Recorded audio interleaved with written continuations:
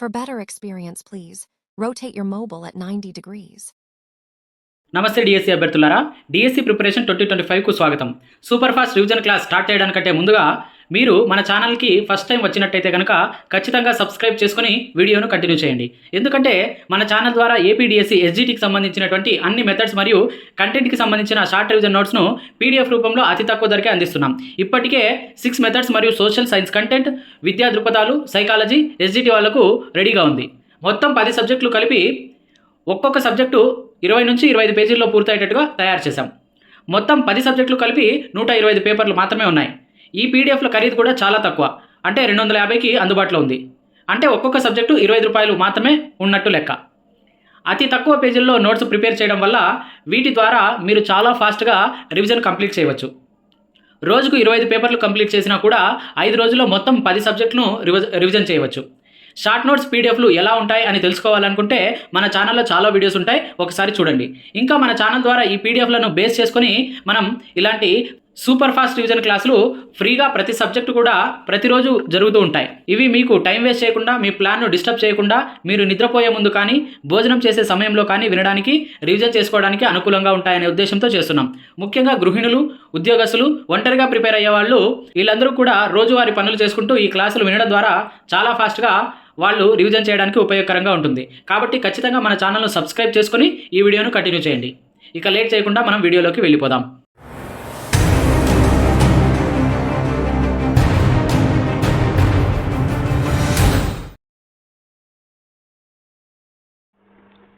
APDSC ఎస్జిటికి సంబంధించినటువంటి మనము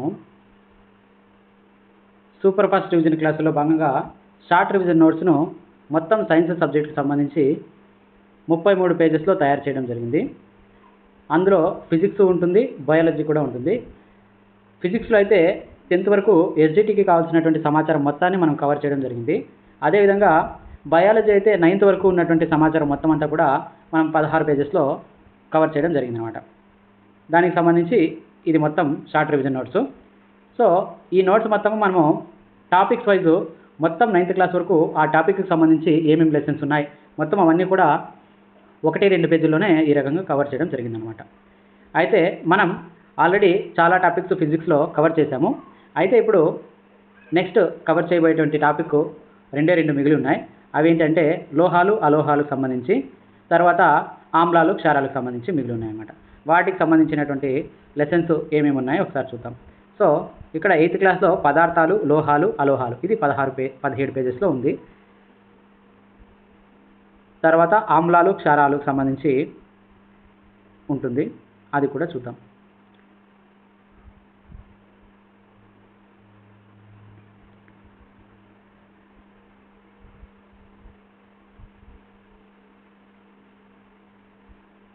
ఆమ్లాలు, క్షారాలు అనేది 15వ పేజీలో ఉంది. ఈ రకంగా 15వ పేజీ నెంబర్లో ఉన్నటువంటి విషయాలు. తర్వాత పదార్థాలను సమూహాలుగా వర్గీకరించుట అనేది మనకి 16-17 పేజెస్లో ఉంది. ఇవన్నీ కూడా మనం ఈరోజు ఈ టాపిక్ని ఇప్పుడు కవర్ చేద్దాం అనమాట. సో ఇప్పుడు మనం 16-17 పేజ్ నెంబర్కి వెళ్దాం.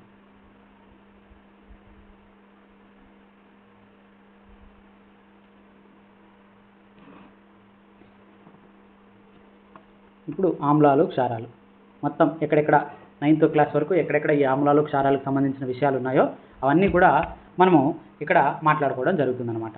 ఇంతకుముందే మనం పదార్థం గురించి మాట్లాడేసుకున్నాం. అయితే ఇక్కడ ఆమ్లాలు, క్షారాలకు సంబంధించి మనం బ్రీఫ్గా చూసుకున్నాం ఒకసారి. ఆమ్లాలు అంటే ఏంటి, క్షారాలు అంటే ఏంటి, ఆమ్లాలని ఎలా తయారు చేయవచ్చు, తర్వాత తటస్థ ద్రావణాలు అంటే ఏంటి, తర్వాత ఆమ్లాలు లోహాలతో చర్య, తర్వాత క్షారాలు లోహాలతో చర్య, ఆ రకంగా తీసుకుందాం. ఇంకా తర్వాత కొంచెం ఎక్స్ట్రా మ్యాటర్, ఇక్కడ ఆమ్లాలు లోహ కార్బోనేట్లు మరియు లోహ బైకార్బోనేట్లతో చర్య గురించి మాట్లాడుకున్నాం. ఇంకా తర్వాత ఇంకా సపరేట్గా తటస్థీకరణం గురించి ఇక్కడ వచ్చింది. తటస్థీకరణం దానికి సంబంధించి నీటిని ఒక ఆమ్లం లేదా ఒక క్షారంతో కలిపినప్పుడు అనే దాని గురించి మనం మాట్లాడుకున్నాం.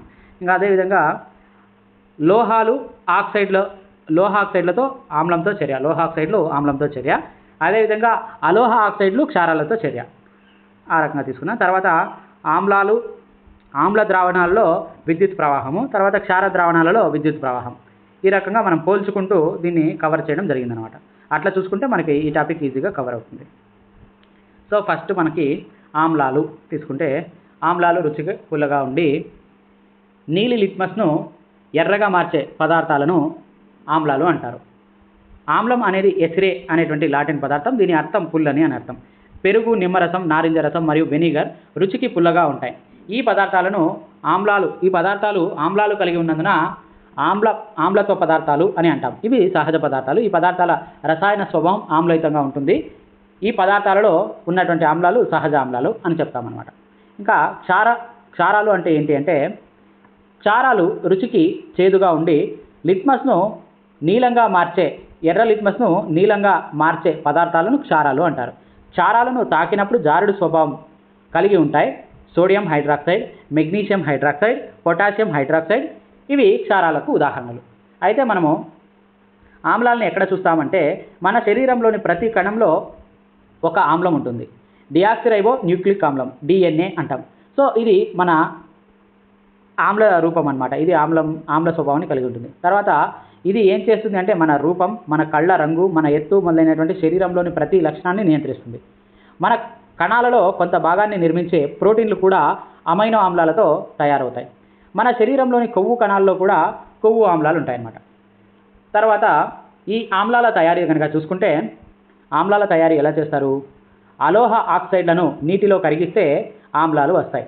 అలోహ ఆక్సైడ్లను నీటిలో కరిగిస్తే ఆమ్లాలు వస్తాయి. సో ఇప్పుడు SO2 తీసుకొని దానిని నీటిలో కరిగిస్తే H2SO4 వస్తుంది.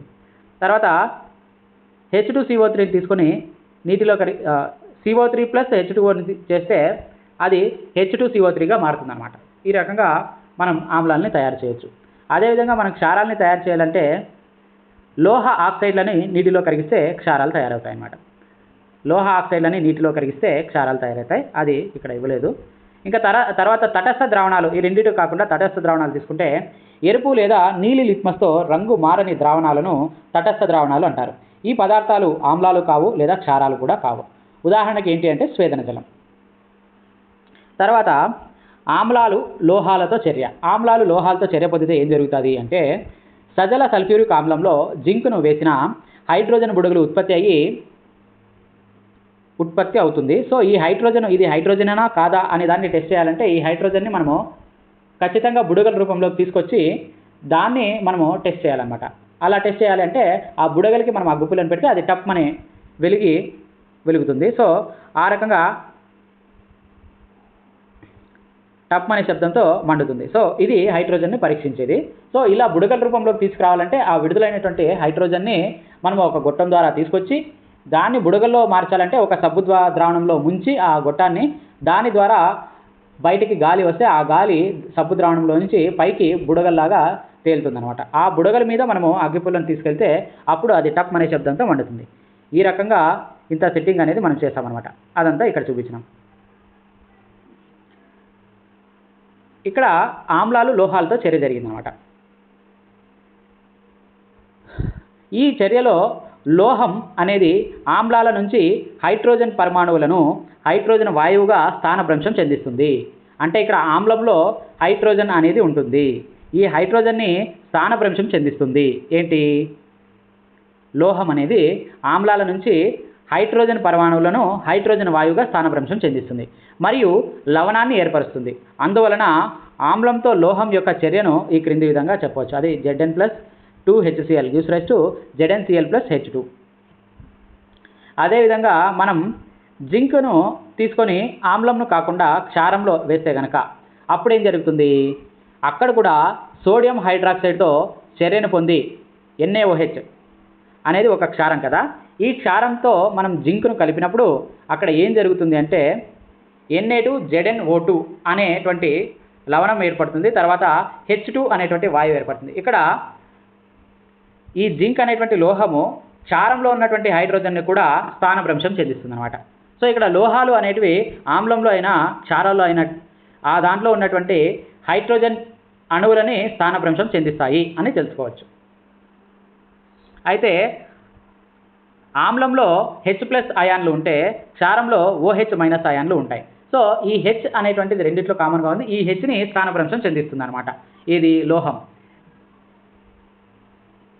ఇది అసలైనటువంటి మ్యాటర్. అయితే ఆమ్లం మరియు లోహం కలిపితే లోహ లవణం ప్లస్ హైడ్రోజన్ వాయువు. అయితే ఇలాంటి చర్యలు అన్ని లోహాలతో సాధ్యం కావు. లోహాలు ఆమ్లంతో చర్య జరిపి లవణం మరియు హైడ్రోజన్ వాయువును ఉత్పత్తి చేస్తాయి. దీని ఆధారంగానే మనము పుల్లటి పదార్థాలు లేదా పెరుగును ఇత్తడి లేదా రాగి వంటి లోహాలతో తయారైన పాత్రలో ఉంచకుండా ఉండటం మంచిది. ఎందుకు? ఆమ్లం అనేది ఏం చేస్తుంది? లోహం అనేది ఆమ్లంలో ఉన్నటువంటి హైడ్రోజన్ను స్థానభ్రంశం చెందిస్తుంది. కాబట్టి అక్కడ లవణం ఏర్పడి పదార్థం అనేది చెడిపోతుంది అనమాట. కాబట్టి మనం ఎగ్జాంపుల్ తీసుకుంటే Mg+2HCl తీసుకుంటే MgCl2+H2 అనేది ఏర్పడుతుంది. ఇక్కడ ఇంకొక ఎగ్జాంపుల్. తర్వాత ఆమ్లాలు లోహ కార్బోనేట్లు మరియు లోహ బైకార్బోనేట్లతో చర్య. దీన్ని మనం ఇంకా కొంచెం ఇంట్రెస్టింగ్గా చూసుకుంటే లోహ కార్బోనేట్లు మరియు లోహ బైకార్బోనేట్లతో చర్య. ఫస్ట్ ఇప్పుడు మనము లోహ కార్బోనేట్లతో చర్య తీసుకుంటే Na2CO3 ప్లస్ 2HCl. ఈ HCl అనేది ఆమ్లము. తర్వాత లోహ కార్బోనేట్ వచ్చేసి Na2CO3. ఈ రకంగా ఒక లోహ కార్బోనేట్ని మనము ఆమ్లానికి కలిపితే అక్కడ ఏమొచ్చిందంటే NaCl plus carbon dioxide plus నీరు వచ్చిందంటే ఇక్కడ మనకి NaCl వచ్చింది, కార్బన్ డైఆక్సైడ్, నీరు వచ్చింది. అదేవిధంగా మనము లోహ బైకార్బోనేట్ని అంటే NaHCO3 అనేది లోహ బైకార్బోనేట్. దీన్ని HClతో మనం చర్య జరిపితే అంటే ఆమ్లంతో చర్య జరిపితే అక్కడ కూడా లవణం, లోహ లవణము, తర్వాత కార్బన్ డైఆక్సైడ్, తర్వాత నీరు అనేది ఏర్పడింది. ఈ పైన విడుదలైనటువంటి కార్బన్ డైఆక్సైడ్ని మనము అది కార్బన్ డైఆక్సైడ్ పరీక్ష చేయాలి అంటే దాన్ని సున్నపు నీరు గుండా పంపించాలి. సున్నపు నీరు అనేది ఏంటి అంటే సున్నాన్ని ఆక్సిజన్ సమక్షంలో మండిస్తే సున్నం ఆక్సైడ్గా మారుతుంది. అంటే సున్నం అంటే ఏంటి? కాల్షియం. ఈ కాల్షియాన్ని ఆక్సిజన్ సమక్షంలో మండిస్తే అప్పుడు కాల్షియం ఆక్సైడ్ ఏర్పడుతుంది. ఈ కాల్షియం ఆక్సైడ్ని మనము నీటిలో కరిగిస్తే ఏం జరుగుతుంది? కాల్షియం హైడ్రాక్సైడ్ వస్తుంది. సో ఈ CaOH2 అనేది మనం తీసుకుంటే సున్నపు నీరు ఫార్ములా అది. సో దానికి సంబంధించి దాంట్లో మనం ఈ కార్బన్ డైఆక్సైడ్ని మనం పంపించినప్పుడు అక్కడ ఏం జరుగుతుంది? కాల్షియం కార్బోనేట్ మరియు నీరు ఏర్పడుతుంది అనమాట మొదట. అదేవిధంగా మనము ఇంకా ఎక్కువగా కార్బన్ డైఆక్సైడ్ను పంపిస్తూ ఉంటే కాల్షియం కార్బోనేట్ ఏర్పడినటువంటి కాల్షియం కార్బోనేట్కి ఇంకా కార్బన్ డైఆక్సైడ్ జాయిన్ అయ్యి అక్కడ నీరు కూడా ఉంటుంది. కాబట్టి అప్పుడు ఏం జరుగుతుంది అంటే అక్కడ CaHCO3 అక్కడ ఏం ఏర్పడుతుంది? లోహ హైడ్రోకార్బోనేట్లు ఆమ్లాలతో చర్య జరిపి సంబంధిత లోహ లవణాలతో పాటు కార్బన్ డైఆక్సైడ్ మరియు నీటిని ఏర్పరుస్తాయి. అందువల్ల ఈ చర్యను ఇలా చెప్పవచ్చు. లోహ కార్బోనేట్ కానీ లోహ హైడ్రోకార్బోనేట్ కానీ దానికి ఆమ్లంతో కలిస్తే లవణం ప్లస్ కార్బన్ డైఆక్సైడ్ నీరు ఏర్పడుతుంది అనేది మనకు తెలుసు. అయితే ఇక్కడ సున్నపు రాయి, శుద్ధ, చలువరాళ్ళు అనేవి కాల్షియం కార్బోనేట్ యొక్క వివిధ రూపాలు. కాల్షియం కార్బోనేట్ CaCO3 యొక్క వివిధ రూపాలు. ఇంకా ఈ CaHCO3 అనేది కూడా ఇది ఏంటంటే కాల్షియం హైడ్రోకార్బోనేట్ అనమాట. సున్నపు రాయి, శుద్ధ, చలువరాళ్ళు అనేవి కాల్షియం కార్బోనేట్ యొక్క వివిధ రూపాలు. అన్ని లోహ కార్బోనేట్లు, లోహ హైడ్రోకార్బోనేట్లు ఆమ్లాలతో చర్య జరిపి సంబంధిత లోహ లవణాలతో పాటు కార్బన్ డైఆక్సైడ్ మరియు నీటిని ఏర్పరుస్తాయి. ఇది మనం గుర్తుపెట్టుకోవాలి. అన్ని లోహ కార్బోనేట్లు మరియు లోహ హైడ్రోకార్బోనేట్లు ఆమ్లాలతో చర్య జరిపి ఏం జరుగుతాయి? సంబంధిత లోహ లవణాలతో పాటు కార్బన్ డైఆక్సైడ్ మరియు నీటిని ఏర్పరుస్తాయి.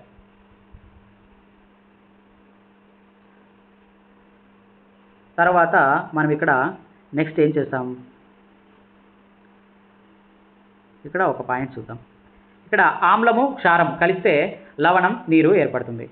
అంటే ఆమ్లంలో H+ ఉంటుంది, క్షారంలో OH- అయాన్లు ఉంటాయి. ఈ రెండు కలిపి H2O అంటే నీరు ఏర్పడుతుంది అనమాట.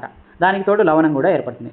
సో మనము నీటిని ఒక ఆమ్లము లేదా క్షారంతో కలిపినప్పుడు ఏం జరుగుతుంది చూసుకుంటే ఆమ్లాన్ని లేదా క్షారాన్ని నీటితో విలీనం చేసే ప్రక్రియ ఒక ఉష్ణ మోచక చర్య. అంటే ఉష్ణాన్ని విడుదల చేస్తుంది. సో కాబట్టి గాఢ నత్రిక ఆమ్లాన్ని లేదా గాఢ సల్ఫ్యూరిక్ ఆమ్లాన్ని నీటితో కలిపేటప్పుడు తగు జాగ్రత్త తీసుకోవాలి. అంటే ఆమ్లాన్ని నెమ్మదిగా నీటికి కలుపుతూ నిరంతరంగా కలియబెట్టాలి. నీటిని గాఢ ఆమ్లానికి కలిపితే ఉత్పత్తి అయినటువంటి ఉష్ణం కారణంగా మిశ్రమం బయటకి చిమ్మవచ్చు లేదా కాలవచ్చు. కాబట్టి ఒకే చోట అధిక తాపం వలన గాజు పాత్ర కూడా పగిలిపోవచ్చు. కాబట్టి ఆమ్లాన్ని లేదా క్షారాన్ని నీటికి కలపడం వల్ల ప్రమాణ ఘనపరిమాణంలో గల H3O లేదా OH- అయాన్ల గాఢత తగ్గుతుంది. ఈ ప్రక్రియను విలీనం అంటారు. మరియు ఆ ఆమ్లం లేదా క్షారం విలీనం చెందింది అంటాము. కాబట్టి మనం ఎప్పుడైనా కానీ ఆమ్లంలోకి లేదా క్షారంలోకి నీటిని కలపకూడదు. నీటిలోకి ఆమ్లాన్ని లేదా క్షారాన్ని కలపాలి. దాన్ని విలీన ప్రక్రియ అంటాం. అప్పుడు విలీనం చెందింది అంటాం మొత్తం కలిపిన తర్వాత. ఇక నెక్స్ట్ తటస్థీకరణ ప్రక్రియ అనే దాని గురించి తీసుకుంటే ఆమ్లాలు క్షారాలు పరస్పరం తమ ధర్మాలను రద్దు చేసుకునే రసాయన చర్యను తటస్థీకరణం అంటారు. ఆమ్లం ప్లస్ క్షారం = లవణం ప్లస్ నీరు ఏర్పడుతుంది అనమాట. ఆమ్లము క్షారం కలిస్తే లవణం నీరు ఏర్పడుతుంది. ఒక టెస్ట్ ట్యూబ్లో సోడియం హైడ్రాక్సైడ్ క్షారం తీసుకొని దానికి ఫినాప్థిలిన్ ద్రావణం కలిపినా అది గులాబీ రంగుకు చేరుకుంటుంది. అంటే క్షారానికి మనము ఫినాప్థిలిన్ ద్రావణం అనేది ఇది ఒక సూచిక. ఇది క్షారానికి కలిపితే ఏం జరుగుతుంది? గులాబీ రంగుకు చేరుకుంటుంది. దీనికి ఆమ్లమైనటువంటి హైడ్రోక్లోరిక్ ఆమ్లంను చుక్కలు చుక్కలుగా కలిపితే అప్పుడు ఏం జరుగుతుంది? మళ్ళీ గులాబీ రంగు మొత్తం పోతుంది. అంటే ట్రాన్స్పరెంట్గా తయారవుతుంది. దీనికి కారణం ఏంటి అంటే తటస్థీకరణం. అంటే రంగును మొత్తం కోల్పోతుంది. అంటే దాని మీనింగ్ ఏంటంటే క్షారానికి ఆమ్లం సరిసమానంగా కలిసిపోతూ ఉంది అని అర్థం. అలా కలిసిపోవడం వల్ల రంగు మొత్తం పోయి తటస్థీకరణం జరిగింది. మళ్ళీ ఇప్పుడు ఆ మిశ్రమానికి క్షారం అంటే సోడియం హైడ్రాక్సైడ్ని కలుపుతూ పోతే మళ్ళీ గులాబీ రంగులోకి మారుతూ ఉంటుంది. ఇక్కడ క్షార స్వభావం సంతరించుకొని గులాబీ రంగుకి మారుతుంది. సో ఇక్కడ మనకి ఫినాప్థిలిన్ ద్రావణం అనేది పింక్ కలర్గా ఎప్పుడు చూపిస్తుంది అంటే ఆ ద్రావణంలో క్షార స్వభావం ఎంత ఎక్కువగా ఉంటే అంత గులాబీ రంగుని సూచిస్తుంది అనమాట. అయితే NaOH + HCl gives rise to NaCl + H2O. ఇక్కడ ఆమ్లము క్షారం కలిపితే లవణం నీరు ఏర్పడడం జరిగింది. తటస్థీకరణ ప్రతి చర్యలో ఎల్లప్పుడూ ఉష్ణం ఉత్పత్తి అవుతుంది. ఉద్భవించినటువంటి ఉష్ణ మిశ్రమం యొక్క ఉష్ణోగ్రత పెంచుతుంది. ఉద్భవించినటువంటి ఉష్ణం మిశ్రమం యొక్క ఉష్ణోగ్రతను పెంచుతుంది. తటస్థీకరణ చర్యలో ఏర్పడే కొత్త పదార్థాలను లవణం అంటారు. సో ఒక బలమైన ఆమ్లం మరియు ఒక బలమైన క్షారం వల్ల ఏర్పడేటువంటి లవణాల pH విలువ 7 కలిగి తటస్థంగా ఉంటాయి. మరోవైపు ఒక బలమైనటువంటి ఆమ్లం మరియు బలహీనమైనటువంటి క్షారం వలన ఏర్పడినటువంటి లవణాలు pH విలువ 7 కంటే తక్కువ కలిగి ఆమ్ల స్వభావాన్నే కలిగి ఉంటాయి. మరియు బలమైనటువంటి క్షారము బలహీనమైనటువంటి ఆమ్లం వలన ఏర్పడినటువంటి లవణాలు pH విలువ 7 కంటే ఎక్కువ కలిగి అవి క్షార స్వభావాన్నే కలిగి ఉంటాయి అన్నమాట. ఇంకా మనము ఆమ్లాలకి లోహ ఆక్సైడ్లతో ఆమ్లాలు చర్య జరిగితే ఏం జరుగుతుంది? లోహ ఆక్సైడ్లు మనం ఇంతకుముందు ఏం చేసుకున్నాం? లోహ కార్బోనేట్లు లోహ బైకార్బోనేట్ల గురించి నేర్చుకున్నాం. అక్కడ ఏం జరిగింది? లోహ కార్బోనేట్ కానీ లోహ బైకార్బోనేట్లు లోహ కార్బోనేట్ కానీ లోహ హైడ్రోకార్బోనేట్ అంటే ఇవి ఆమ్లంతో చర్య జరిపితే లవణం కార్బన్ డైఆక్సైడ్ నీరు ఏర్పడడం గమనించాం. అయితే లోహ ఆక్సైడ్ అనేది ఆమ్లంతో చర్య జరిపితే ఏం జరుగుతుంది అంటే లోహ ఆక్సైడ్ అంటే ఏం లేదండి, లోహాన్ని మనం ఆక్సిజన్ సమక్షంలో మండించినప్పుడు ఏర్పడేది లోహ ఆక్సైడ్. అయితే కాపర్ ఆక్సైడ్ను ఆమ్లమైనటువంటి హైడ్రోక్లోరిక్ ఆమ్లంలో చర్య జరుపుగా లవణం ఏర్పడుతుంది. ఒక క్షారం ఆమ్లంతో చర్య జరిపినప్పుడు లవణం నీరు ఏర్పరిచినటువంటి తీరుగానే ఇది కూడా ఉంటుంది. అంటే ఎలాగా? ఒక కాపర్ ఆక్సైడ్ అనేది లోహ ఆక్సైడ్, ఇది ఆమ్లంతో చర్య జరిపింది. అప్పుడు ఏం ఏర్పడింది? లవణం నీరు ఏర్పడింది. లవణం నీరు ఎక్కడ ఏర్పడుతుంది అంటే మనకి క్షారం ఆమ్లం రెండు కలిపినప్పుడు లవణం నీరు ఏర్పడుతుంది. అంటే ఇది ఒక తటస్థీకరణ చర్య ఎలా జరుగుతుందో అలా ఏర్పడింది అనమాట. అంటే ఇక్కడ మనం ఏం చెప్పొచ్చు అంటే లోహ ఆక్సైడ్కి మనకి క్షార స్వభావం ఉంది అని చెప్పొచ్చు. కాబట్టి లోహ ఆక్సైడ్లను క్షార ఆక్సైడ్లు అని కూడా అనవచ్చు. CuOH2 + 2HCl gives rise to CuCl2 + 2H2O. తర్వాత అలోహ ఆక్సైడ్లను క్షారాలతో చర్య జరిపితే అలోహ ఆక్సైడ్లు అంటే ఏంటి? అలోహాలని ఆక్సిజన్ సమక్షంలో మండించినప్పుడు అలోహ ఆక్సైడ్లు వస్తాయి. ఈ అలోహ ఆక్సైడ్లను క్షారాలతో చర్య జరిపితే అంటే ఇప్పుడు కార్బన్ డైఆక్సైడ్ అనేది మనం తీసుకున్నప్పుడు దానికి కాల్షియం కార్బోనేట్ అనేటువంటి క్షారం అనే క్షారంతో పంపిన అది నీరు మరియు లవణాన్ని ఏర్పడుతుంది. ఇక్కడ అలోహ ఆక్సైడ్ అనేది కార్బన్ డైఆక్సైడ్, తర్వాత క్షారం అనేది కాల్షియం కార్బోనేట్. ఈ క్షారంలో పంపిన అది నీరు మరియు లవణాన్ని ఏర్పరుస్తుంది. అంటే ఇది ఏం జరిగిందంటే ఆమ్లం మరియు క్షారం కలిపి లవణం నీరు ఏర్పరిచినట్టుగానే ఉంది. కాబట్టి అలోహ ఆక్సైడ్లను మనం ఆమ్ల ఆక్సైడ్లు అని అంటాం. లోహ ఆక్సైడ్లని క్షార ఆక్సైడ్లని, అలోహ ఆక్సైడ్లని ఆమ్ల ఆక్సైడ్లని అనవచ్చు. ఇంకా తర్వాత ఆమ్లాలకు సంబంధించి విద్యుత్ విశ్లేషణ చూసుకుంటే, విద్యుత్ ప్రవాహాన్ని చూసుకుంటే, పై ప్రయోగాలన్నింటిలో ఆమ్లాలలో హైడ్రోజన్ ఉమ్మడిగా ఉన్నట్టు మనకు అర్థమవుతుంది, అంటే H+ అయాన్. దీనిని మరింత అర్థవంతంగా తెలుసుకోవడానికి విద్యుత్ వాహకత అనేటువంటి ప్రయోగాన్ని చేద్దాం. విద్యుత్ వాహకత గురించి మనము విద్యుత్ అనేటువంటి లెసన్లో కూడా నేర్చుకున్నాం. ఆమ్ల ద్రావణాలలో విద్యుత్ అనేది ఎలా ఉంటుంది అంటే, విద్యుత్ వాహకత ఉంటుంది కాబట్టి బల్బు వెలుగుతుంది. ఆమ్లాలు నీటిలో కరిగినప్పుడు లేదా ఒక ద్రావణంలో ఉంటే అవి హైడ్రోజన్ ప్లస్ అయాన్లుగా లేదంటే హైడ్రోనియం అయాన్లు అంటే H3O అయాన్లుగా మరియు విడిపోతాయి అన్నమాట. యానయాన్ సాధారణంగా క్లోరైడ్, సల్ఫైడ్లుగా ఇవి విడిపోతాయి. హైడ్రోజన్ అంటే H+ లేదా H3O ప్లస్గా లేదా ప్లస్ అంటే H+ మరియు H+ లేదా H3O లేదంటే ఒక్క నిమిషం రాసి చూపిస్తా.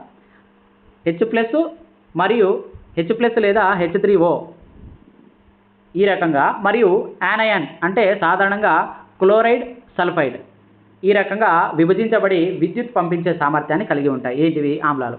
ఈ ఆమ్లాల్లో H+ అయాన్లు విడిపోతాయి అన్నమాట. తర్వాత ఇక్కడ యానయాన్, కాటయాన్లుగా విభజించబడి ఉంటాయన్నమాట. సో ఇక్కడ యానయాన్లు సాధారణంగా ఏమై ఉంటాయి? క్లోరైడ్ కానీ సల్ఫైడ్ కానీ అయి ఉంటాయి అన్నమాట. సో అయానీకరణ చూస్తే, అయానైజేషన్ తీసుకుంటే, నీటిలో ఆమ్లాలు పూర్తిగా లేదా కొంతమేర అయానీకరణ చెందుతాయి. ఉదాహరణకు హైడ్రోక్లోరిక్ ఆమ్లం తీసుకున్నప్పుడు HClలో H+ అయాన్, తర్వాత Cl- అయాన్. ఇందులో మళ్ళా సల్ఫ్యూరిక్ ఆమ్లంలో H2SO4 తీసుకుంటే H+ అయాన్, తర్వాత SO4 అయాన్ను ఈ రకంగా విడిపోవడం జరుగుతుంది అన్నమాట. బల్బు వెలగటం ద్రావణం ద్వారా విద్యుత్ ప్రసారాన్ని సూచిస్తుంది. అయాన్ల చేత ఆమ్ల ద్రావణాల గుండా విద్యుత్ ప్రవహిస్తుంది. అంటే ఈ రకంగా అయాన్లు విడిపోయి H+ అయాన్ల ద్వారా విద్యుత్ అనేది ప్రసరిస్తుంది అనమాట.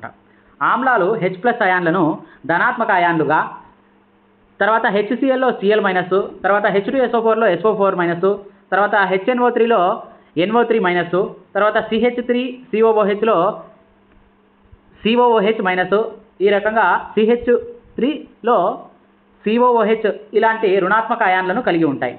ఆమ్లాలలో ఉండేటువంటి ధనాత్మక అయాన్లు H+ కావున ఆమ్లాలు వాటి ఆమ్ల ధర్మాలకు కారణమయ్యే హైడ్రోజన్ అయాన్లను H+ జల ద్రావణాలలో ఉత్పత్తి చేస్తాయని ఇది సూచిస్తుంది. H+ అయాన్లు విడిగా ఉండలేవు కాబట్టి వీటికి H+ అయాన్లు లేదా ఇతర పదార్థాలతో కలిపినప్పుడు హైడ్రోనియంలు అని సూచిస్తాం.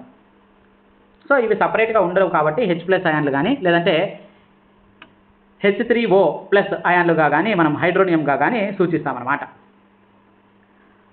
అయితే ఇక్కడ క్షారాలలో ఏం జరుగుతుందో చూద్దాం. క్షారాలలో విద్యుత్ వాహకత ఉండదు కాబట్టి బల్బు వెలగదు. గ్లూకోజ్ మరియు ఆల్కహాల్ ద్రావణాలు విద్యుత్ని ప్రవహింపజేయవు. క్షారాల నీటిలో హైడ్రాక్సైడ్ అంటే OH- అయాన్లని ఉత్పత్తి చేస్తాయి.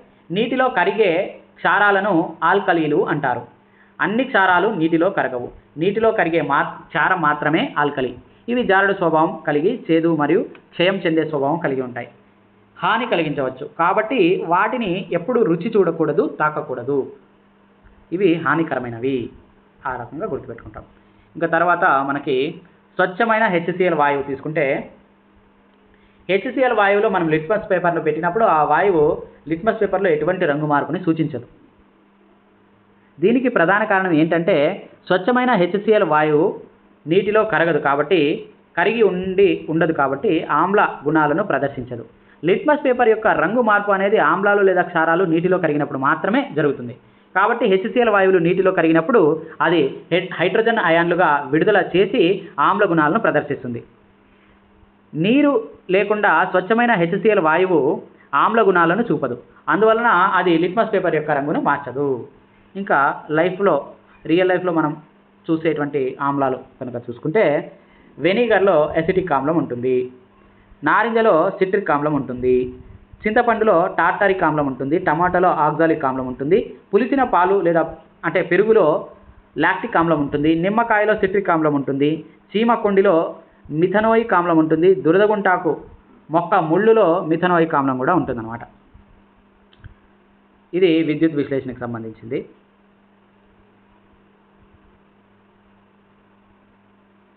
తరువాత మనం నెక్స్ట్ చూడాల్సింది సూచికలు, రంగు సూచికల గురించి మాట్లాడుకుంటే లిట్మస్ సూచికలు ఒక పదార్థం ఆమ్లమా లేదా క్షారమా అని పరీక్షించడానికి ఉపయోగపడే ప్రత్యేక పదార్థాలను సూచికలు అంటారు.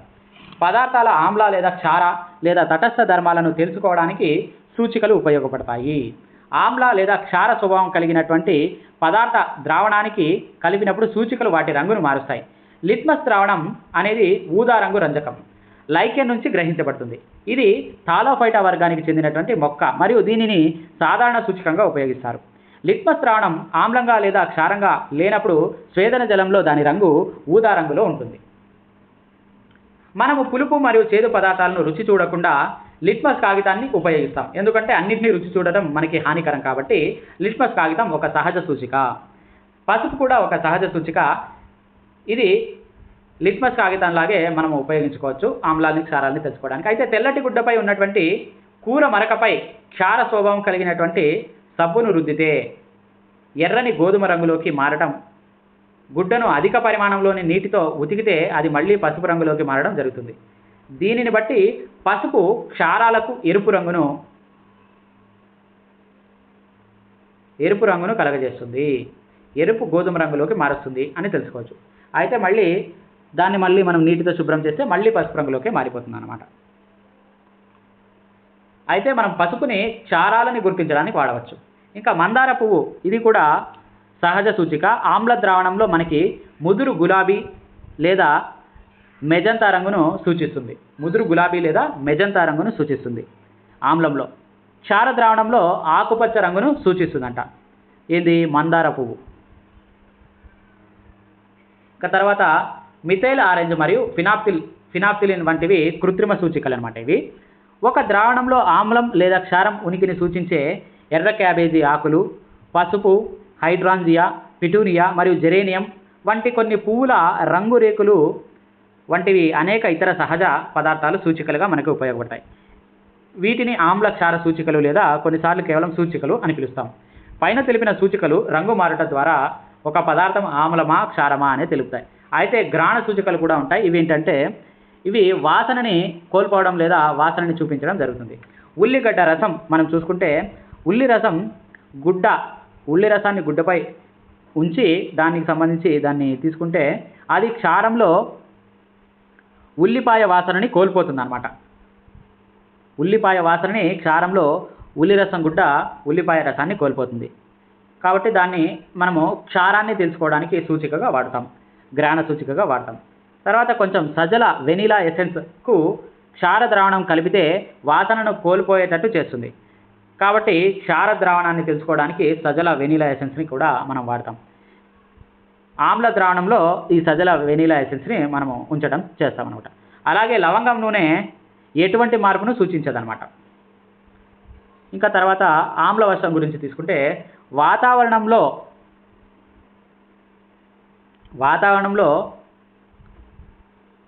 ఆక్సైడ్లు వర్షంతో కలిసి ఆమ్లాలుగా మారి భూమిని చేరుటను ఆమ్లవర్షం అంటారు. వాతావరణంలోని కార్బన్ డైఆక్సైడ్ అనేది, సల్ఫర్ డయాక్సైడ్ అనేది, ఇంకా నైట్రోజన్ డయాక్సైడ్ అనేది వర్షపు చుక్కలతో కలిసి కార్బోనిక్ ఆమ్లం, సల్ఫ్యూరిక్ ఆమ్లం, నైట్రిక్ ఆమ్లంగా ఏర్పడి ఆమ్లవర్షానికి కారణమవుతాయి. ఈ ఆమ్లవర్షాలు భవనాలు, చారిత్రక కట్టడాలు మరియు జంతువులకు కూడా నష్టాన్ని కలిగిస్తాయి. సో గాలిలో ఉన్నటువంటి ఆక్సైడ్లు వర్షపు నీటికి చేరి అవి ఆమ్ల స్వభావాన్ని సంతరించుకుంటాయి. ఈ ఆమ్ల స్వభావం కలిగినటువంటి వర్షపు చినుకులు పడి ఆమ్ల వర్షాన్ని కలగజేస్తాయి అన్నమాట. అయితే ఇక్కడ మనకి మందారం తీసుకుంటే క్షారంలో గ్రీన్ కలరు, తర్వాత ఆమ్లంలో ఇది ఏ రకంగా ఉంటుంది, మందార పువ్వు. ఆమ్ల ద్రావణంలో ముదురు గులాబీ లేదా మెజంతా రంగు ఉంటుందన్నమాట. అది మామూలుగా అయితే గులాబీ రంగులో ఉంటుంది. తర్వాత మనకి నెక్స్ట్ ఇక్కడ ఆమ్ల లేదా క్షార ద్రావణాలు ఎంత బలమైనవి అనే టాపిక్ గురించి మనం తీసుకుంటే ఇక్కడ ఒక స్కేల్ ఉంది. ఆ స్కేల్ 0 నుంచి 14 వరకు ఉంది. సో 0 ఉండేది ఆమ్ల స్వభావం అధికంగా ఉంటుంది, 14 ఉండేది క్షార స్వభావం అధికంగా ఉంటుంది. సో 0 దగ్గర H+ అయాన్లు అత్యధికంగా ఉంటాయి, OH- చాలా తక్కువ స్థాయిలో ఉంటాయి. అదే 14 దగ్గర H+ అయాన్లు తక్కువగా ఉంటాయి, OH- అయాన్లు అధికంగా ఉంటాయి. ఈ రకంగా మనము స్కేల్ని నిర్మించుకుంటే 7 అనేటువంటి పాయింట్ దగ్గర ఇది న్యూట్రల్గా H+ అయాన్లు OH- అయాన్లు రెండు కూడా సమానంగా ఉంటాయన్నమాట. ఈ రకంగా మనం తీసుకుంటే ఆమ్లత్వం కలిగినటువంటివి H+ అయాన్లు అధికంగా ఉండేటువంటివి pH విలువ 0 ఉంటుందన్నమాట. 0 ఉంటే కనుక అది అధిక ఆమ్ల స్వభావం కలిగి ఉంటుంది.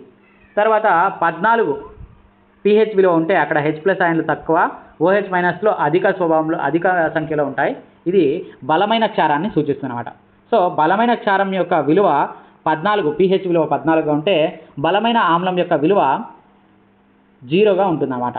అయితే మనము ఆమ్లము క్షారం కాకుండా తటస్థంగా ఉండేటువంటి ద్రావణాలు తీసుకుంటే దాని వాల్యూ వచ్చేసి 7 ఉంటుందన్నమాట pH విలువ. ఈ 7కి తగ్గితే ఆమ్ల స్వభావం వస్తుంది, 7కి పెరిగితే క్షార స్వభావం వస్తుందన్నమాట. ఆమ్లం మరియు క్షారం మధ్య తేడాను గుర్తించడానికి ఆమ్ల క్షార సూచికలు ఎలా ఉపయోగించవచ్చునో మనం తెలుసుకున్నాం. ద్రావణాలలో OH లేదా H+ అయాన్ల గాఢత తగ్గించడం మరియు విలీనం గురించి కూడా మనం నేర్చుకున్నాం. ద్రావణంలో ఉన్నటువంటి ఈ అయాన్ల మొత్తాన్ని మనం పరిమాణాత్మకంగా కనుగొనగలమా అంటే ఇచ్చిన ఆమ్లం లేదా క్షారం ఎంత బలంగా ఉందో మనం ఎలా నిర్ధారించగలమంటే అనేక సూచికల మిశ్రమం అయినటువంటి సార్వత్రిక సూచికను ఉపయోగించడం ద్వారా దీన్ని మనం చేయవచ్చు. సార్వత్రిక సూచికలో ఒక ద్రావణంలో ఉండే వేర్వేరు హైడ్రోజన్ అయాన్ల గాఢతలను బట్టి వేర్వేరు రంగులను ఈ సార్వత్రిక సూచిక చూపుతుంది. ఆ రకంగా ఒక ద్రావణంలోని హైడ్రోజన్ అయాన్ గాఢతను కొలవడానికి pH స్కేల్ అని పిలువబడే స్కేల్ అభివృద్ధి చేయబడింది. సో సార్వత్రిక సూచిక ఈ రంగుల్ని అంటే ఈ మధ్యలో ఉన్నటువంటి రంగుల్ని సూచిస్తుందన్నమాట. మనం ఒక పదార్థంలో ముంచినప్పుడు ఆ పదార్థం ఈ రకంగా మనకి ఈ రంగును సూచిస్తే అప్పుడు దాని pH విలువ 4గా సూచిస్తాం. తర్వాత ఈ గ్రీన్ కలర్ని సూచిస్తే దాని pH విలువ 10గా సూచిస్తామన్నమాట. రెడ్ కలర్ని సూచిస్తే దాని pH విలువ 0 లేదా 1 లేదా 2 ఇట్లా సూచిస్తామన్నమాట. తర్వాత ముదురు రంగులు చూసిస్తే దాని pH విలువ 12, 13, 14 ఈ రకంగా సూచిస్తాం. ఇది సార్వత్రిక సూచిక అన్నమాట. దీన్ని pH విలువతో మనము పిలువబడే ఒక స్కేల్ అభివృద్ధి చేయబడింది. జర్మన్ భాషలో pHలో P అంటే పొటెస్ట్ సామర్థ్యం అని అర్థం. pH స్కేలులో మనం pHని సాధారణంగా 0 నుంచి 14 వరకు కొలుస్తాం. అంటే 0 అంటే ఎక్కువ ఆమ్ల స్వభావం, 14 అంటే ఎక్కువ క్షార స్వభావం. pH అనేది ద్రావణం యొక్క ఆమ్ల లేదా క్షార స్వభావాన్ని సూచించే ఒక సంఖ్యగా భావించాలి. వరుసగా ఉత్పత్తి చేయబడినటువంటి H+ మరియు OH- అయాన్ల సంఖ్యపై ఆమ్లాల మరియు క్షారాల బలం ఆధారపడి ఉంటుంది. మనం ఒక మోలార్ గాఢత గల హైడ్రోక్లోరిక్ ఆమ్లం మరియు ఎసిటిక్ ఆమ్లం తీసుకుంటే అప్పుడు అవి వేర్వేరు మొత్తాలలో హైడ్రోజన్ అయాన్ల ఉత్పత్తిని చేస్తాయి. సో ఎక్కువ హైడ్రోజన్ అయాన్లను ఇచ్చే ఆమ్లాలను బలమైన ఆమ్లాలుగాను, తక్కువ హైడ్రోజన్ H+ అయాన్లను ఇచ్చే ఆమ్లాలను బలహీన ఆమ్లాలుగాను చెప్తాము. బలహీనమైనటువంటి మరియు బలమైన క్షారాలు ఏమిటో మనం ఇప్పుడు ఈజీగా తెలుసుకోవచ్చు. అయితే ఇక్కడ నిమ్మరసం అనేది pH వాల్యూ 1.2గా ఉంటుంది. జీర్ణరసం అనేది pH వాల్యూ 1.2, నిమ్మరసం వచ్చేసి 2.2, స్వచ్ఛమైన నీరు 7.4, మిల్క్ ఆఫ్ మెగ్నీషియా క్షార స్వభావం 10, సోడియం హైడ్రాక్సైడ్ ద్రావణం సుమారుగా 14. ఇది బలమైన క్షారం. తర్వాత HCl అనేది 0, ఇది బలమైన క్షారం. హైడ్రోనియం అయాన్ గాఢత ఎక్కువగా ఉంటే అంటే H+ అయాన్ గాఢత ఎక్కువగా ఉంటే pH వాల్యూ తక్కువగా ఉంటుంది. తటస్థ ద్రావణపు pH విలువ 7. pH స్కేలుపై 7 కంటే తక్కువ విలువలు ఆమ్ల ద్రావణాన్ని సూచిస్తాయి. pH విలువ 7 నుంచి 14 పెరుగుతుంటే అది ద్రావణంలో OH అయాన్ల గాఢత పెరుగుదలను సూచిస్తుంది, అంటే క్షార బలం పెరుగుతుందన్నమాట. సాధారణంగా pHను కొలవటానికి సార్వత్రిక సూచికలో నానబెట్టినటువంటి కాగితం ఉపయోగపడుతుంది.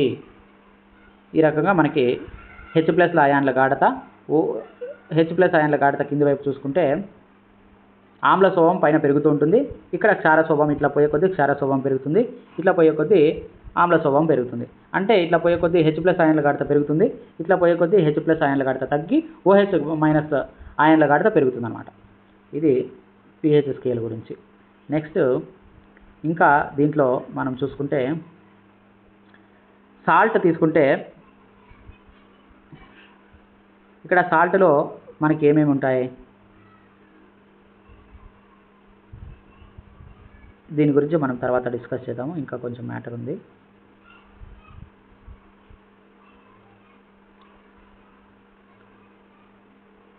ఇక్కడ విద్యుత్ విశ్లేషణ గురించి ఉంది, దీని గురించి కూడా మనం డిస్కస్ చేద్దాం. నిత్య జీవితంలో ఉపయోగించే pH వాల్యూ అంటే దీని యొక్క ప్రాముఖ్యత గురించి చూసుకుందాం. మన శరీరం యొక్క pH విలువ 7.0 నుంచి 7.8 వరకు ఉంటుంది. మన శరీర పరిధిలో పనిచేస్తుంది. జీవరాశులన్నీ pH విలువలోని అతి స్వల్ప మార్పులకు మాత్రమే లోబడి జీవిస్తాయి. అటు ఆమ్ల స్వభావం పెరిగినా ఇటు క్షార స్వభావం పెరిగినా కూడా జీవులు జీవించడం, మనుగడ సాగించడం కష్టమవుతుంది అన్నమాట. కాబట్టి వర్షపు నీటి pH విలువ 5.6 కంటే తక్కువైతే దానిని ఆమ్ల వర్షం అంటాం. ఈ ఆమ్ల వర్షపు నీరు నదీ జలాలతో కలిసినప్పుడు ఇది నదీ జలాల pHను తగ్గిస్తుంది. అంటే అక్కడ నదీ జలాల్లో ఆమ్ల స్వభావం పెరిగి జలచరాల జీవనం సంకటనంలో పడుతుందన్నమాట. అదే మన జీర్ణ వ్యవస్థలో pH విలువ హైడ్రోక్లోరిక్ ఆమ్లాన్ని ఉత్పత్తి చేస్తుంది. ఇది చాలా ఆసక్తికరమైన విషయం. ఇది జీర్ణాశయానికి నష్టం కలగకుండా ఆహారాన్ని జీర్ణం చేయడంలో ఉపయోగపడుతుంది. అజీర్తి సందర్భంలో మన జీర్ణాశయం అధిక పరిమాణంలో ఆమ్లాన్ని కలిగి ఉండటం జరుగుతుంది. కాబట్టి కడుపులో మంట, అసహనం కలుగుతాయి. ఈ నొప్పి నుంచి విముక్తి పొందడానికి ప్రజలు యాంటీ యాసిడ్లుగా పిలువబడే క్షారాలను అంటే బలహీన క్షారాలని తీసుకుంటారు. ఈ క్షారాలు అధికమైనటువంటి ఆమ్లాన్ని తటస్థీకరిస్తాయి. ఇందుకోసం సాధారణంగా magnesium hydroxide, milk of magnesia అనే బలహీనమైనటువంటి క్షారాన్ని ఉపయోగిస్తారు. ఇంకా దంతక్షయానికి కారణం pHలో మార్పు. అంటే నోటి యొక్క pH విలువ 5.5 కంటే తక్కువ అయితే దంతక్షయం ప్రారంభమవుతుంది. అంటే కాల్షియం హైడ్రాక్సైడ్ అంటే కాల్షియం ఫాస్ఫేట్ యొక్క స్ఫటిక రూపంతో తయారైనటువంటి దంత పింగాణి పొర మన శరీరంలో దృఢమైనది. ఇది మన పంటి పై పొర అనమాట. సో ఇది నీటిలో కరగదు. కానీ నోటిలో pH విలువ 5.5 కంటే తక్కువ ఉన్నప్పుడు దంతాలు క్షయానికి గురవుతాయి. సో తిన్న తర్వాత నోటిలో ఉన్నటువంటి బ్యాక్టీరియా నోటిలో మిగిలినటువంటి చక్కెరలను, ఆహార కణాలను విచ్ఛిన్నం చేసి ఆమ్లాలను ఉత్పత్తి చేస్తాయి. దీనిని నివారించడానికి ఉత్తమ మార్గం ఏంటంటే మనం తిన్న తర్వాత నోటిని శుభ్రం చేసుకోవాలి.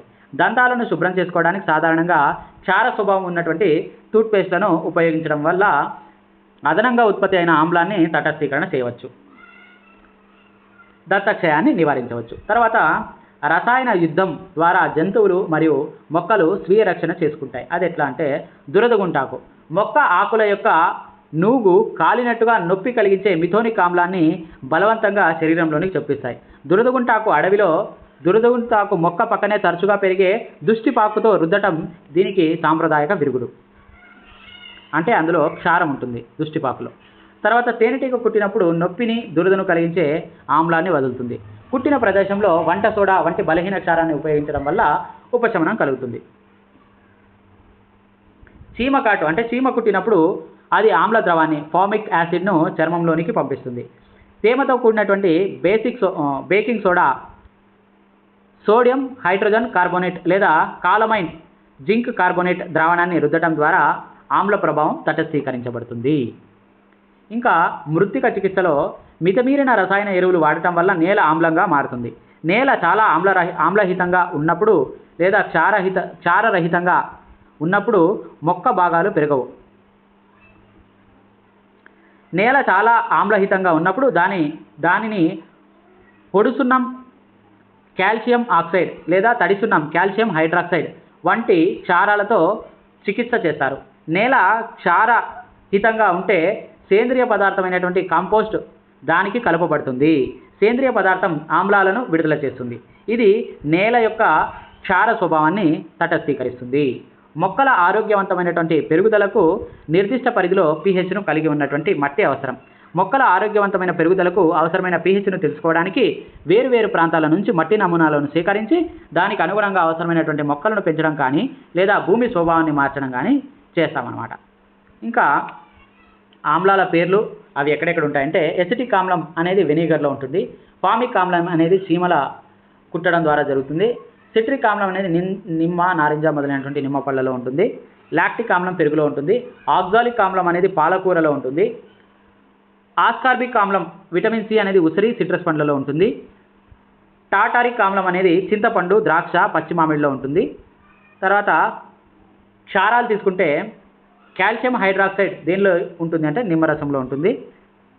అమ్మోనియం హైడ్రాక్సైడ్ విండో క్లీనర్లో ఉంటుంది. సోడియం హైడ్రాక్సైడ్, పొటాషియం హైడ్రాక్సైడ్ ఇవి సబ్బులో వాడతారు. మెగ్నీషియం హైడ్రాక్సైడ్ అనేది మిల్క్ ఆఫ్ మెగ్నీషియాలో వాడతారనమాట. ఇంకా తర్వాత మనకు ఇంకా హైయర్ క్లాసెస్ సంబంధించి సాధారణ ఉప్పు నుంచి ఏర్పడే రసాయనాలు తీసుకుంటే సోడియం క్లోరైడ్ అనేది సాధారణ ఉప్పు. హైడ్రోక్లోరిక్ ఆమ్లం మరియు సోడియం హైడ్రాక్సైడ్ కలయిక వలన ఏర్పడినటువంటి లవణాన్ని సోడియం క్లోరైడ్ అంటాము. అంటే హైడ్రోక్లోరిక్ ఆమ్లం అంటే HCl మరియు సోడియం హైడ్రాక్సైడ్ అంటే NaOH ఈ రెండింటి కలయిక వలన మనకి సోడియం క్లోరైడ్ అంటే NaCl ఏర్పడుతుంది. ఈ లవణమే మనం ఆహారంలో ఉపయోగిస్తాం. ఇది తటస్థ లవణం. సముద్రపు నీటిలో చాలా లవణాలు కరిగి ఉంటాయి. ఈ లవణాల నుంచి సోడియం క్లోరైడ్ వేరు చేయబడుతుంది. ప్రపంచంలోని అనేక ప్రాంతాలలో ఘన సోడియం క్లోరైడ్ నిక్షేపాలు కనుగొనబడ్డాయి. ఈ పెద్ద స్ఫటికలు మలిలాలతో కలిసి ఉండటం వలన సాధారణంగా గోధుమ రంగులో ఉంటాయి. దీనిని రాతి ఉప్పు అంటారు. పురాతన కాలం నాటి సముద్రాలు ఎండిపోయినప్పుడు రాతి ఉప్పు మేటలు ఏర్పడ్డాయి. బొగ్గు వలె రాతి ఉప్పును గనుల నుంచి తవ్వి తీస్తారు. ఈ విధంగా పొందిన సాధారణ ఉప్పు మనం నిత్యం ఉపయోగించే అనేక రకాల పదార్థాలైన సోడియం హైడ్రాక్సైడ్, వంట సోడా, బట్టల సోడా, బ్లీచింగ్ పౌడర్ ఇంకా అనేక రకమైనటువంటి వాటికి ఒక ముఖ్యమైన ముడి పదార్థంగా ఇది ఉపయోగపడుతుంది. ఈ విభిన్న పదార్థాల తయారీకి ఒక పదార్థం ఏ రకంగా ఉపయోగిస్తారో చూద్దాం. సోడియం క్లోరైడ్ అనేది సాధారణ ఉప్పు. ఇప్పుడు సోడియం హైడ్రాక్సైడ్ అనేది తీసుకుంటే సోడియం క్లోరైడ్ జల ద్రావణం, దీన్ని బ్రెయిన్ ద్రావణం అంటాం. దీని గుండా విద్యుత్ను ప్రసరింపజేసినప్పుడు అది సోడియం హైడ్రాక్సైడ్ ఏర్పరచుటకు వియోగం చెందుతుంది. ఈ ప్రక్రియలో ఏర్పడినటువంటి ఉత్పన్నాలైనటువంటి క్లోరిన్ మరియు సోడియం హైడ్రాక్సైడ్ నుంచి ఆల్కలీ కారణంగా ఈ క్లోర్ ఆల్కలీ ప్రక్రియ అని అంటారు. క్లోరిన్ నుంచి క్లోరో మరియు సోడియం హైడ్రాక్సైడ్ నుంచి ఆల్కలీ కారణంగా ఈ ప్రక్రియను క్లోర్ ఆల్కలీ ప్రక్రియ అంటారు. NaCl + H2O use to NaOH 2NaOH plus chloride plus hydrogen.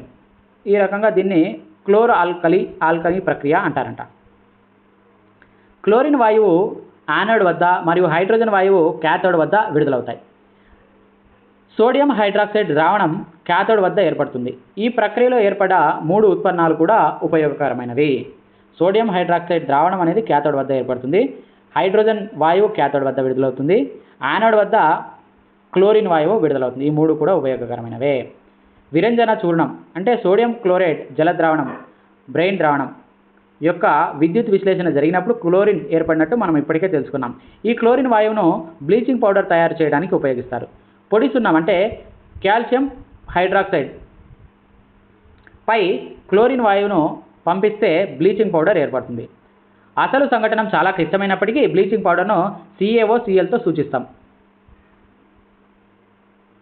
Bleaching powder ఉపయోగాలు ఏంటి? వస్త్ర పరిశ్రమల్లో పత్తి మరియు నారలను విరంజనం చేయడానికి, కాగిత పరిశ్రమలో కలపగుజ్జును విరంజనం చేయడానికి, లాండ్రీలో ఉతికిన బట్టలను విరంజనం చేయడానికి ఉపయోగిస్తారు. చాలా రసాయన పరిశ్రమలలో ఆక్సీకరణగా ఉపయోగిస్తారు మరియు తాగే నీటిలో క్రిములను సంహరించడానికి కూడా ఉపయోగిస్తారు. ఇంకా వంట సోడాను సాధారణంగా వంటగదిలో కరకరలాడే రుచికరమైనటువంటి పకోడీలు మొదలైనటువంటి వాటి తయారీకి ఉపయోగిస్తారు. కొన్నిసార్లు తొందరగా వండడం కోసం కలుపుతారు. దీని రసాయన నామం sodium hydrogen carbonate NaHCO3. Sodium క్లోరైడ్ను ఒక ముడి పదార్థంగా ఉపయోగించి దీనిని ఉత్పత్తి చేస్తారు. NaClకి నీరు కలిపి తర్వాత కార్బన్ డైఆక్సైడ్ తర్వాత NH3 ఇవన్నీ కలపగా NaHCO3 + NH4Cl ఇది ఏర్పడుతుంది అన్నమాట. సోడియం హైడ్రోజన్ కార్బోనేట్ వంట సోడా, దీని ఆమ్లాన్ని తటస్థీకరించడానికి దీనిని ఉపయోగించవచ్చు. ఇది ఒక క్షయం చెందని బలహీన క్షార లవణం. వండేటప్పుడు దీనిని వేడి చేస్తే ఈ క్రింది చర్య జరుగుతుంది. అంటే ఇది వేడి చేస్తే ఏం జరుగుతుంది? కార్బన్ డైఆక్సైడ్ విడుదలవుతుంది, నీరు కూడా ఏర్పడుతుంది అన్నమాట. Na2CO3 ఏర్పడుతుంది. సోడియం హైడ్రోజన్ కార్బోనేట్ గృహ అవసరాలలో అనేక ఉపయోగాలను కలిగి ఉంది. అయితే వంట సోడా ఉపయోగాలు తీసుకుంటే బేకింగ్ సోడా అనేది సోడియం హైడ్రోజన్ కార్బోనేట్ అంటాము. టాటారిక్ ఆమ్లం వంటి ఒక బలహీనమైన తినదగిన ఆమ్లం యొక్క మిశ్రమాలైనటువంటి బేకింగ్ పౌడర్ తయారీలో ఉపయోగిస్తామన్నమాట. బేకింగ్ పౌడర్ ఎలా తయారు చేస్తారు? బేకింగ్ సోడా మరియు టార్టారిక్ ఆమ్లం ఈ రెండింటి కలయిక వలన బేకింగ్ పౌడర్ తయారీలో దీన్ని ఉపయోగిస్తాం. బేకింగ్ పౌడర్ని వేడి చేసినప్పుడు లేదా నీటిలో కలిపినప్పుడు క్రింది చర్య జరుగుతుంది. ఏం జరుగుతుంది? NaHCO3 ప్లస్ H+ అయాన్లుగా, తర్వాత CO2 H2O ఆమ్లం యొక్క సోడియం లవణం ఏదైనా ఆమ్లం నుంచి ఏర్పడుతుంది అనమాట. ఈ చర్య జరిగినప్పుడు ఉత్పన్నమైనటువంటి కార్బన్ డైఆక్సైడ్ వల్ల రొట్టె లేదా కేక్ ఉబ్బి అవి మృదువుగా మరియు మెత్తగా తయారయ్యడానికి కారణమవుతుంది. తర్వాత యాంటాసిడ్లో సోడియం హైడ్రోజన్ కార్బోనేట్ కూడా ఒక అనుఘటకం. క్షార స్వభావం కలిగి ఉండటం వలన ఇది పొట్టలోని అధిక ఆమ్లాన్ని తటస్థీకరించి ఉపశమనాన్ని కలుగజేస్తుంది. ఇంకా సోడా ఆమ్లంను వాడే అగ్నిమాపక యంత్రాల్లో కూడా దీనిని ఉపయోగిస్తారు. ఇంకా బట్టల సోడా తీసుకుంటే సోడియం క్లోరైడ్ నుంచి పొందదగిన మరొక రసాయనం NaCO2 10H2O వాషింగ్ సోడా అంటాం. బేకింగ్ సోడాను వేడి చేసినప్పుడు సోడియం కార్బోనేట్ పొందగలమని పైన మనం గమనించాం. సోడియం కార్బోనేట్ యొక్క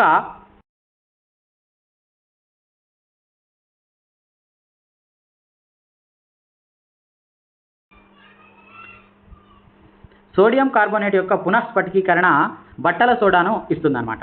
ఇది కూడా క్షార లవణమే. అయితే Na2CO3 ప్లస్ 10 నీటి అణువులు కలిపితే Na2CO3 ఇంకా 10 నీటి అణువులు సోడియం కార్బోనేట్ ఏర్పడుతుంది. ఇక్కడ 10 నీటి అణువులు దేనిని సూచిస్తుందంటే ఇది Na2CO3ను తడిగా చేస్తుంది. మనం ఈ ప్రశ్నను తదుపరి విభాగంలో చర్చిద్దాం. అయితే సోడియం కార్బోనేట్ మరియు సోడియం హైడ్రోజన్ కార్బోనేట్లు అనేక పరిశ్రమల్లో ఉపయోగపడే రసాయనాలు. ఇప్పుడు బట్టల సోడా యొక్క ఉపయోగాలు తీసుకుంటే సోడియం కార్బోనేట్ అంటే వాషింగ్ సోడాను గాజు, తర్వాత సబ్బు మరియు కాగితం పరిశ్రమలో ఉపయోగిస్తారు. బోరాక్స్ వంటి సోడియం సమ్మేళనాల తయారీలో దీన్ని ఉపయోగిస్తారు. సోడియం కార్బోనేట్ను గృహ అవసరాలలో శుభ్రపరిచే కారకంగా ఉపయోగిస్తారు. నీటి శాశ్వత కాఠిన్యతను తొలగించడానికి దీనిని ఉపయోగిస్తారు. ఇంకా పొడిగా కనిపించే కాపర్ సల్ఫేట్ స్ఫటికాలు చూసుకుంటే స్ఫటిక జలాన్ని కలిగి ఉంటాయి. మనం స్ఫటికాలను వేడి చేసినప్పుడు ఈ జలం తొలగించబడి లవణం తెల్లగా మారుతుంది. మనం స్ఫటికాలను మళ్ళీ నీటితో కలిపినప్పుడు స్ఫటికాల యొక్క నీలం రంగు మళ్ళీ వస్తుంది. స్ఫటిక జలం అనేది ఒక లవణం యొక్క ఫార్ములా యూనిట్లో నిర్దిష్ట సంఖ్యలో ఉండేటువంటి నీటి అణువులు. కాపర్ సల్ఫేట్ యొక్క ఒక ఫార్ములా యూనిట్లో 5 నీటి అణువులు ఉంటాయి. ఆర్ద్ర కాపర్ సల్ఫేట్ రసాయన ఫార్ములా ఏంటి అంటే CuSO4H2O. ఇప్పుడు మీరు Na2CO3 10H2O అంటే సోడియం కార్బోనేట్ అణువును తడిగా ఉందా లేదా అనే ప్రశ్నకు సమాధానం చెప్పగలుగుతారు. అంటే ఇది మనకి స్ఫటిక జలాన్ని కలిగి ఉండే మరొక లవణం జిప్సం. ఇది 2 నీటి అణువులను స్ఫటిక జలంగా కలిగి ఉంటుంది. అదేవిధంగా స్ఫటిక జలం కలిగి ఉండేది Na2CO3 10H2O అనమాట. ఇది 2 నీటి అణువులను స్ఫటిక జలంగా కలిగి ఉంటుంది. రసాయన ఫార్ములాను కలిగి ఉంటుంది. CaSO4 2H2O రసాయన ఫార్ములా కలిగి ఉంటుంది. ఈ లవణం యొక్క ఉపయోగాలను మనం చూద్దాం. అంటే దీన్ని ప్లాస్టర్ ఆఫ్ ప్యారిస్ అని అంటాము. అయితే జిప్సం 373K వద్ద వేడి చేస్తే జిప్సంను అది నీటి అణువులను కోల్పోయి కాల్షియం సల్ఫేట్ హెమీహైడ్రేట్గా మారుతుంది. హెమీహైడ్రేట్ అంటే హాఫ్ 2H2Oగా మారుతుంది అన్నమాట ఈ కాల్షియం సల్ఫేట్. దీనిని ప్లాస్టర్ ఆఫ్ ప్యారిస్ అంటారు.